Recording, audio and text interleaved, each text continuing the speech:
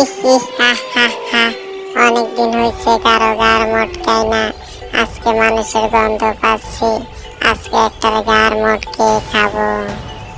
আর সেই দিনেই দুই বন্ধু শহরের থেকে বাড়ির দিকে রওনা দিছে।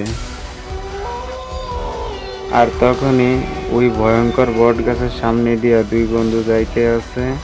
আর ভূত বলে, ইহ ইহ হা হা হা, তোরা দাঁড়া, আজকে তোর গার মটকাবো। আর তখনই দুই বন্ধু দাঁড়াইছে। কি মজা, আজকে তোর গার মটকে খাবো। ইহ ইহ হা হা হা। এক বন্ধু খুব ভয় পাইছে। তখনই এক বন্ধু বলল, আজকে তোর খবর আছে, দেখ তোকে কি করি আমি। তখন চোখ বুজে একটা মন্ত্র পড়ছে। বাঁচাও বাঁচাও, আমি আর এরকম করবো না, আমি মরে যাচ্ছি, চলে গেলাম।